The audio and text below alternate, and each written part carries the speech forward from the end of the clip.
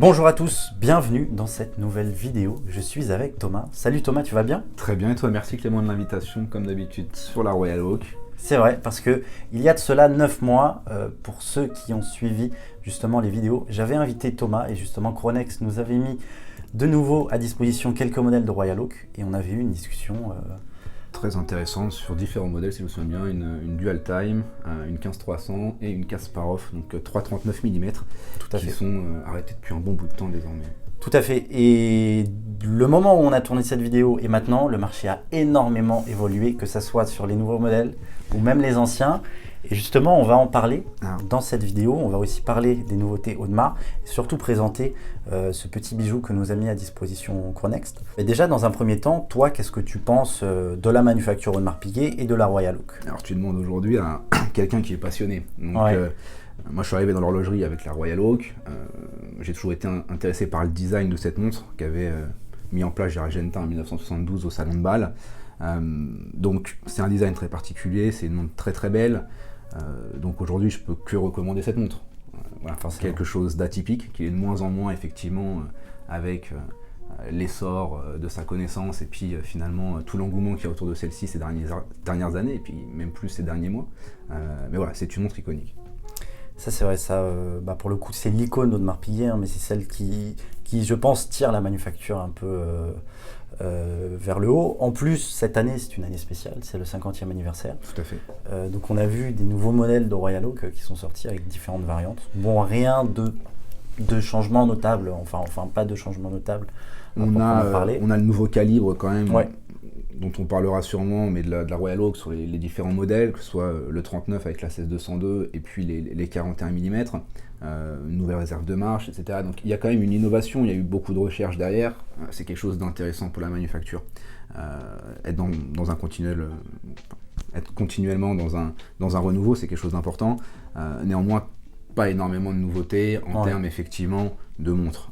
On n'a pas de nouvelles complications et on en parlera aujourd'hui en faisant le parallèle avec cette jolie Day-Date qui a été produite que 2 ans.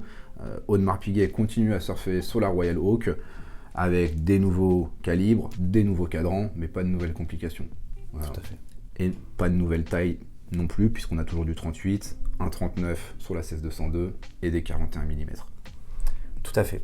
Donc on va passer, si tu veux bien, à cette montre qui est une 26330 ST. Donc c'est un modèle quand même assez rare que nous a mis à disposition Chronex. Donc c'est un 39 mm. 39 mm qui a été produit 2 ans. Que 2 ans de mémoire. Donc c'est une montre qui est très sportive. C'est une très belle complication en tout cas. Très belle complication qui n'existe plus. Donc c'est vrai que l'on en parlait aujourd'hui. Moi, c'est la raison pour laquelle je m'étais à l'époque orienté et intéressé à la Royal Oak, sur les 39 et les 36 mm notamment, il faut le savoir, qui sont des montres où on peut trouver des complications, des phases de lune, des dates, du dual time, du chronographe, chose que l'on ne retrouve pas aujourd'hui sur les 41 mm. Vous allez avoir la possibilité d'avoir une 3 aiguilles date ou alors simplement un chronographe.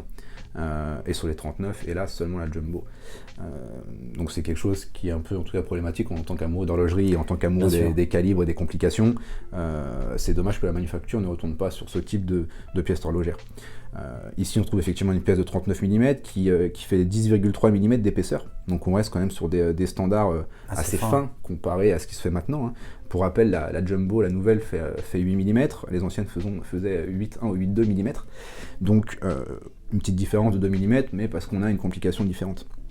On a effectivement le AP qui est à 12 heures, qui est le symbolique de ces années-là, des anciennes 39 mm, et puis cette caractéristique que l'on donne à cette montre finalement, que l'on appelle la hibou, avec ces deux cercles très marqués, qui sont très racés finalement, avec la date et le jour, et puis les aiguilles des heures et des minutes évidemment. Pas d'aiguilles des secondes, donc c'est un cadran qu'on peut appeler mort finalement. Donc on ne va pas retrouver le charme d'une 3 aiguilles avec la trotteuse effectivement qui défile et qui peut être très jolie, mais on a un cadran qui donne beaucoup de charme, qui renvoie une sportivité qui saute aux yeux, chose que l'on ne retrouve pas forcément sur les autres 39 mm. Et puis surtout une montre qui est très peu connue et très peu reconnue. Voilà. Mais c'est vrai que avant qu'ils nous mettent à disposition cette montre, tu vois, mais j'en avais jamais vu. Auparavant.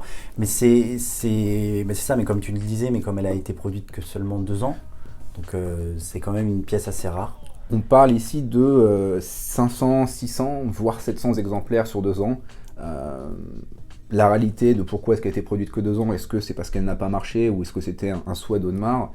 J'en sais rien. Je serais incapable de me prononcer dessus. Ça serait intéressant de demander à la communauté de savoir s'ils le savent eux-mêmes. De ce que vous en pensez, vous. Mais il faut savoir qu'effectivement, cette montre, moi-même pour l'avoir cherchée pendant un bout de temps, lorsque je portais différentes montres à l'époque, il m'était presque impossible de la trouver, que ce soit sur les différents sites de marchands, comme sur Instagram ou autre. On voyait 1 à 2 montres en vente dans le monde par an. Donc très compliqué, difficile effectivement de la trouver full set et en bon état. Voilà. Donc ici une montre très rare et qui est clairement un must-have, je pense, pour les collectionneurs ou pour les amoureux de Royal Oak et de complications. Tu vois, mais la première fois que je l'ai vue, mais on a cette impression que la montre nous regarde. Du fait que, avec ces 2 ronds blancs, où on a l'impression que la montre a des yeux, donc c'est... Effectivement, on le voit bien avec les 2 cadrans que représentent la date et le jour. On a ce sentiment, effectivement, d'avoir ce petit hibou qui vous regarde, et puis qui a un regard un peu différent en fonction de la position des aiguilles. Donc c'est quelque chose qui vous parle. Un cadran mort, certes, sans l'aiguille, sans la trotteuse, mais une montre qui sait vous parler et qui... finalement rend tout son charme dès que vous la regardez. Et c'est le plus important, je pense, dans une montre, c'est avoir le sourire quand on peut la regarder et qu'on l'aime vraiment avec passion. Que ce soit de la Royal Oak ou d'autres modèles notamment, mais voilà. Et c'est des choses que l'on retrouve, en tout cas de mon côté, un peu moins avec les nouveaux modèles. Ben, c'est vrai qu'en plus, mais je trouve ça dommage qu'à l'heure actuelle, Audemars ne sorte pas ce genre de type de complications. Ce qui pourrait donner un plus large choix, un plus large choix de modèles. Alors, mais revenir un peu aux sources. Je suis d'accord avec toi. Il faudrait peut-être en parler à Audemars. Je pense que bon nombre d'amoureux de complications et de montres sont friands de nouveaux modèles, de phases de lune, des dates, du all time, de petites secondes et toute autre chose qui différerait un petit peu de ce qu'on produit aujourd'hui. Avec les nouveaux modèles. Faire des chronographes, c'est très bien, il faut une gamme sur chacun des modèles. Néanmoins, ne faire que des chronographes et des 3 aiguilles, en tout cas sur ce qui se produit actuellement, c'est un peu dommage.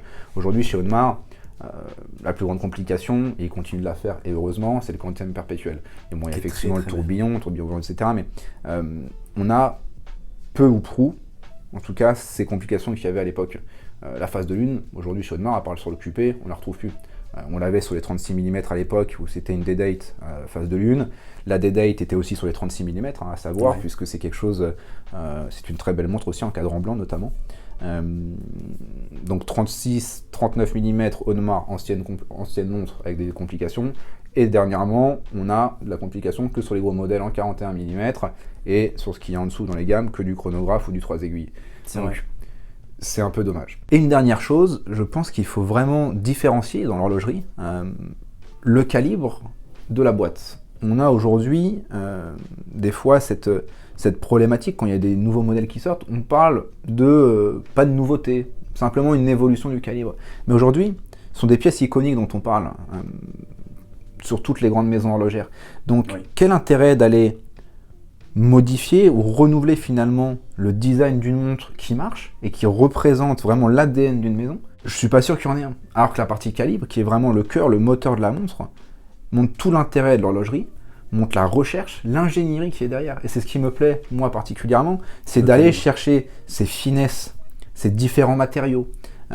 Et ce calibre, cette évolution constante, puisque le développement d'un calibre se fait pas du jour au lendemain. Et c'est quelque chose de, pour moi, très important, en tout cas dans une montre, et d'où aussi l'importance sur les nouvelles Audemars d'avoir ce calibre important qui rend finalement, enfin ce calibre visible, qui rend finalement le travail des ingénieurs et le travail d'Audemars Piguet visible. Et c'est quelque chose de super. Ben c'est vrai que c'est ce qu'on reproche beaucoup aux grandes marques, c'est de ne pas sortir tellement de nouveautés, mais finalement ils en sortent, mais c'est juste en fait, ils perfectionnent leur modèle. Ils perfectionnent leur modèle. Et puis de toute façon, en tant que client et passionné, tous, on critiquera quand un modèle est arrêté, on critiquera quand un nouveau modèle sort et que c'est que le calibre qui change, quand les prix augmentent, quand les tailles changent. Donc quoi qu'il arrive, on s'habitue au marché et il faut faire avec. Comme on en vient à parler des nouveautés de chez Audemars, mais qu'est-ce que tu en penses? Alors, D'une part, je suis agréablement surpris par le calibre qui vient de sortir, avec une réserve de marche qui a été améliorée. On fête les 50 ans. Alors, est-ce que Audemars devait produire d'autres montres avec des grandes complications et finalement mettre un peu moins en lumière la Royal Oak initiale qui était une 3 aiguilles extra plate? J'en sais rien. Ce que j'aime aujourd'hui, c'est qu'on a fait une évolution très simple de la plus belle montre que je trouve, qui est la 15202. Alors on a les 5402, les séries A, mais ce que je préférais moi sur cette 15200D, c'était avec le AP à 6 heures, qui était quelque chose de très important pour avoir une harmonie sur le cadran. Donc on a changé la date avec un quickset, on a mis une réserve de marche plus importante, on a changé le calibre. Et on garde une montre qui est vraiment l'ADN d'Audemars Piguet. Donc je respecte et je trouve ça très bien.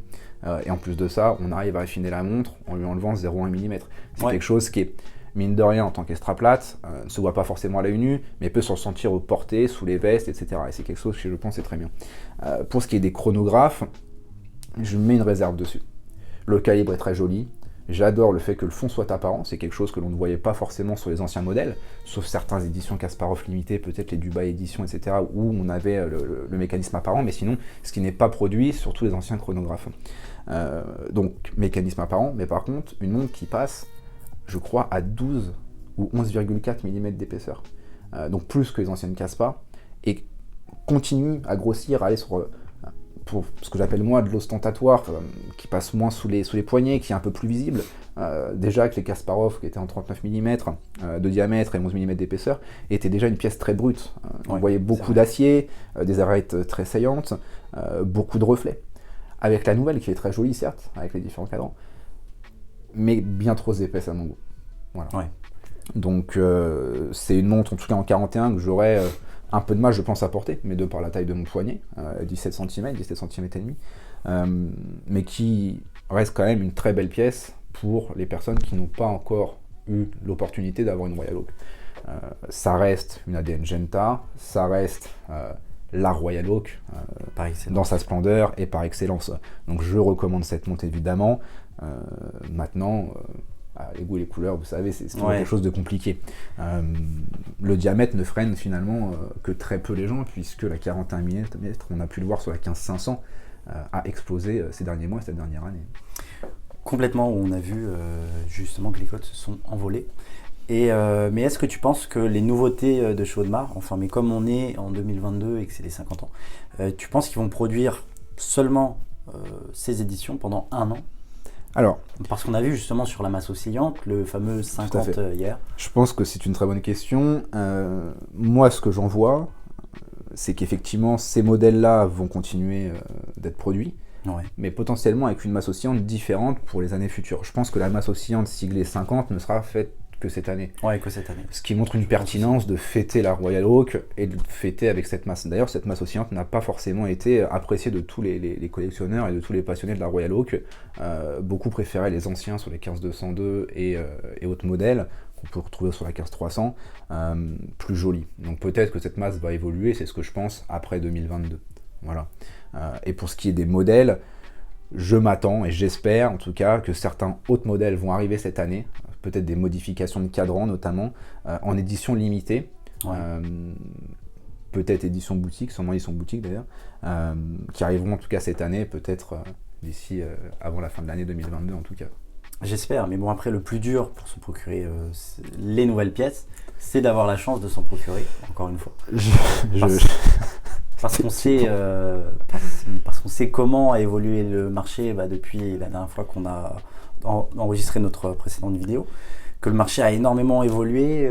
Alors, je reconnais, il y a deux choses différentes. L'acquisition d'une Royal Oak, je pense qu'il faut de toute façon appeler Audemars Piguet, pouvoir se présenter, aller les rencontrer et puis voir de quelle façon on peut obtenir sa première montre. Bien évidemment, il y aura toute cette partie spéculation qui va poser problème et qui pose déjà problème, puisque ces pièces sont quand même en édition limitée. Enfin, on parle entre 36 et 46 000 pièces produites chez Audemars Piguet par an, toutes éditions confondues, entre les Cosmos 59 et les Royal Oak, etc.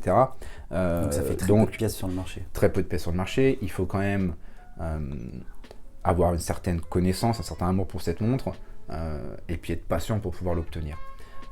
Et puis derrière ça, effectivement, on avait fait une vidéo il y a de ça 9 mois, je crois.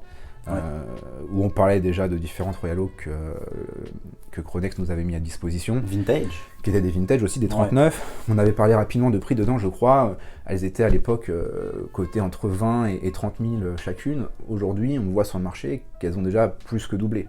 On parle de 15 500 qui sont en tout cas affichés par les vendeurs entre 70 et 75 000 euros, quand le prix retail est de 24 ou 25 000. Ouais. Ce qui est quand même assez fou. Manière effet boule de neige, fait augmenter tout le marché. Mais aujourd'hui, est-ce qu'une Royal Oak doit valoir 75 000 euros?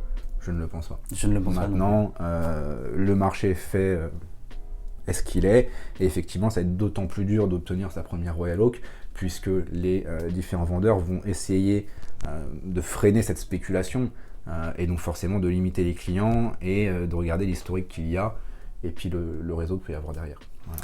Je pense que c'est quelque chose d'important. Je pense aussi, et puis je ne sais pas comment va évoluer le marché d'ici peu, mais si on a l'occasion de retourner une vidéo sur Audemars Piguet d'ici... Espérons. J'espère que Chronext pourra nous passer d'autres montres, que ce soit du 39 ou du 41, mais au moins qu'on puisse faire un comparatif. Ouais. Et ça sera intéressant de présenter ça à la communauté, effectivement, puisque je crois qu'il y a de plus en plus d'amoureux de la Royal Oak, c'est vrai. Et qui plus est ces derniers temps. Voilà.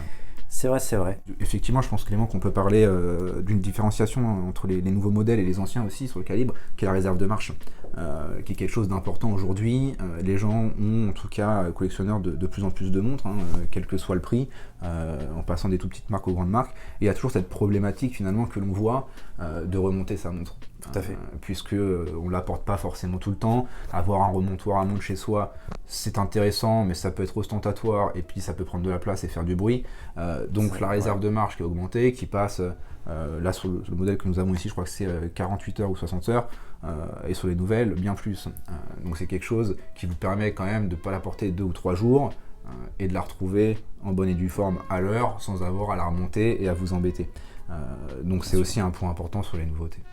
Voilà. L'augmentation de la réserve de marche. Tout à fait. Mais c'est vrai qu'en fait, les nouveautés, ils ont perfectionné le modèle. C'est ça. Après, qu'est-ce que l'on demande à un horloger qui a une ADN?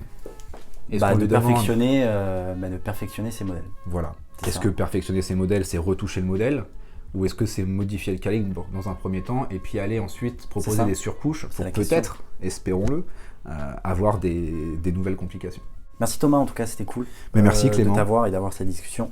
Et si jamais vous cherchez à vous procurer cette montre ou également différents modèles d'Audemars Piguet ou même de Royal Oak, n'hésitez pas à aller sur le site de Chronext. Tous les liens sont dans la description. Ils ont plus de 7000 références de montres, donc un large choix quand même. Surtout qu'avec le code de parrainage Clément en majuscule, vous allez avoir une réduction sur votre achat. Et dites-nous ce que vous pensez de cette montre, des nouvelles collections d'Audemars Piguet. Et moi je te dis à la prochaine. Merci Clément, à bientôt. Salut.